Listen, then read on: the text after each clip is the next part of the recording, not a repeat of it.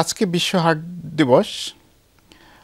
শুধু বয়স নয়, আপনার জীবনযাপনের ভিতরেও লুকিয়ে আছে আপনার হার্টকে ভালো রাখার অনেক কিছু, যেটাকে আমরা লাইফস্টাইল মডিফিকেশন বলি।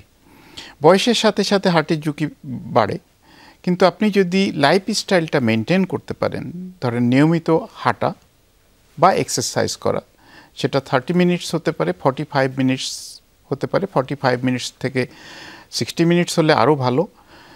সেটা বিকেলে হতে পারে, অনেকে সকালেও করে, এটা একটু কন্ট্রোভার্সি আছে। সেকেন্ড হচ্ছে আপনার খাবার টেবিল থেকে যদি আপনি খাবারের দিকে নজর দেন, সবজি বেশি খেতে হবে সবসময় আমরা বলি, প্রোটিনটা খেতে হবে পরিমিত, কার্বোহাইড্রেটে পরিমিত, এবং চর্বি জাতীয় খাবারটা কম খেতে হবে। চর্বির ভিতরে আবার দুই রকমের চর্বি, কিছুটা থাকে আনস্যাচুরেটেড, কিছুটা থাকে স্যাচুরেটেড। স্যাচুরেটেড চর্বিটা শরীরের জন্য খারাপ, হার্টের জন্যও খারাপ।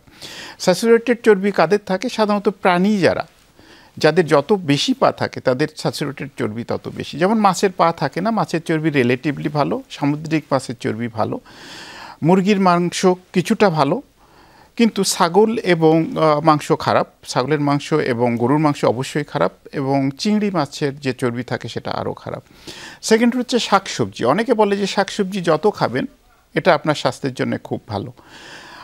লবণ কম খেতে হবে আপনাকে, সেটা হার্ট এবং প্রেশার দুটার জন্যে আপনার খুব উপকারী হবে।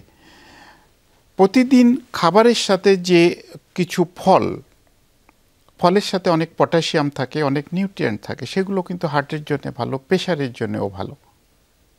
সুতরাং এই এক্সারসাইজ, খাবার নিয়ন্ত্রণ, আপনি সিগারেট খাবেন না অবশ্যই, সেটা খুব ইম্পর্টেন্ট।